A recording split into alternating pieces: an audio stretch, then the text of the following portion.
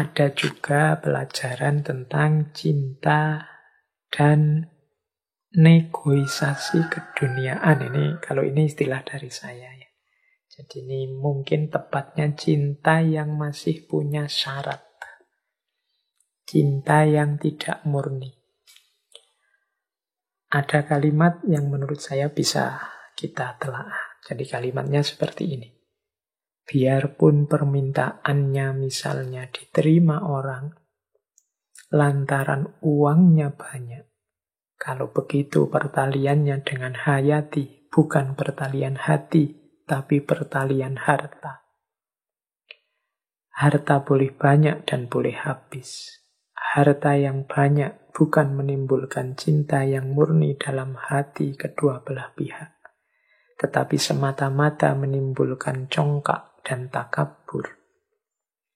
Bila mana harta itu ditimpa krisis, turun jumlahnya, maka turunlah pula derajat penghormatan kedua belah pihak. Kalau dipertalikan oleh perasaan sama-sama beradat, maka inilah pergaulan yang terlalu mementingkan diri seseorang. Si laki-laki tidak hendak mengalah dari derajat kebangsawanannya. Si istri pun demikian pula. Itulah sebabnya maka kelihatan pergaulan laki-laki dan istri yang hanya manis kelihatan dari luar. Sebab hati yang laki-laki tiada diberikannya kepada si istri, dan si istri pun bila akan menemui suaminya, ditinggalkannya dulu hatinya pada ibu bapaknya, mama atau kaum kerabatnya. Baru dia ikut suaminya dengan tidak berhati.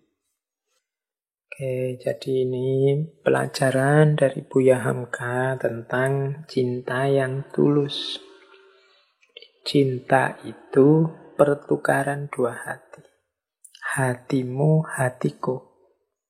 Tapi ada, kalau ini mungkin narasinya berhubungan dengan pernikahan.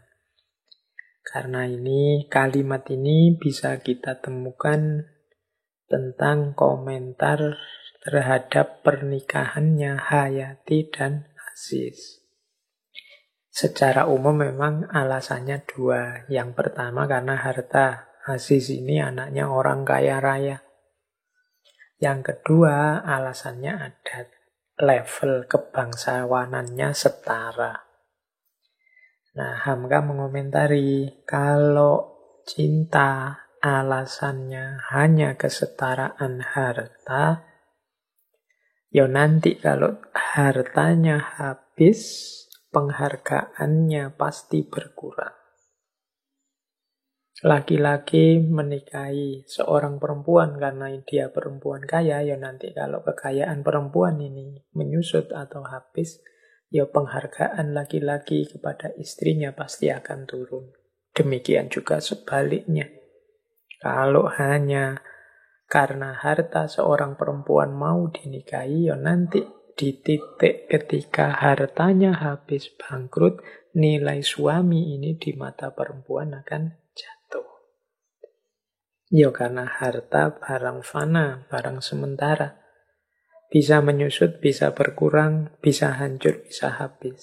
Seperti ceritanya Aziz, dia bangkrut sampai terusir dari rumahnya. Ini pasti nilainya Aziz di mata istrinya akan sangat jatuh kalau semula pertimbangannya hanya harta saja. Adat juga begitu. Kalau alasannya hanya sama-sama bangsawannya, mungkin sama-sama pejabatnya, mungkin sama-sama orang kelas tinggi, itu yang dicari, ya sudah, yang menikahi ya kebangsawanan dan jabatannya. Tidak ada hati yang terlibat di situ. Yang laki-laki yang diberikan status kebangsawanannya, yang perempuan juga begitu. Hatinya dipegangi sendiri-sendiri. Tidak diberikan, apalagi dipertukarkan. Inilah, kata Hamka, yang jadi sebab Banyak pernikahan kelihatannya manis di luar, tapi di dalam rasanya hampa. Mengapa kelihatan manis di luar? Karena menjaga gengsi kebangsawanannya, menjaga gengsi statusnya, biar tidak kelihatan. Tapi di dalam kehidupan bersama rasanya hampa. Biasanya terus kalau ada masalah sedikit saja terus rame berpisah. Ini cerita-cerita seperti ini kan banyak. Awalnya adalah kata Hamka karena tidak ada pertalian hati, tapi pertalian harta atau pertalian status jabatan kebangsawanan. Ini juga pelajaran jadi dari Buya Hamka untuk kita. Ya kalau dalam agama itu kan harta sebenarnya boleh jadi pertimbangan, keturunan atau status juga boleh jadi pertimbangan. Tapi yang diutamakan pertama-tama ya akhlaknya. Akhlak itu kan nanti urusannya hati.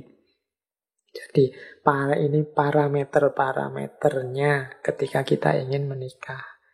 Tapi dasarnya harusnya yang paling awal itu hatinya memang cocok, memang sreg, ada passionnya, ada rasanya. Ini dalam membangun rumah tangga akan lebih mudah. Jadi perkawinan yang dilandasi pertukaran dua hati. Kalau begitu dijodohkan itu tidak bagus ya Pak. Bagus saja kalau dua-duanya bersedia saling memberikan hatinya. Kalau tidak, ya itu nanti akan sangat berat.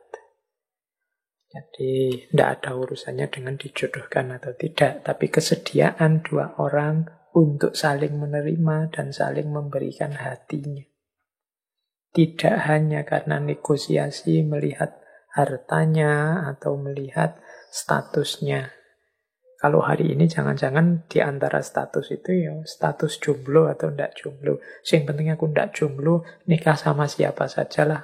Nah ini juga tidak bagus. Asal nikah. Ya seandainya memang harus nikah dengan siapa yang kita belum terlalu mendalam dengan dia, pastikan bahwa kalian berdua sama-sama siap dan sedia memberikan hati. Biar kehidupan kalian berdua tidak hampa. Kalau hanya satu yang siap memberikan hatinya, yang satu berjuanglah untuk biar hati yang lain diberikan. Kalau sama-sama belum bisa memberikan hati, ya berjuang berdua. Karena betapapun institusi pernikahan, perkawinan, bukan institusi yang main-main, yang bisa tidak cocok, ya cerai, gitu saja. Tidak sesederhana itu. Baik, kita lanjutkan. Jadi ini pelajaran selanjutnya dari Buya Hamka, dari tenggelamnya kapal Van der Wijk.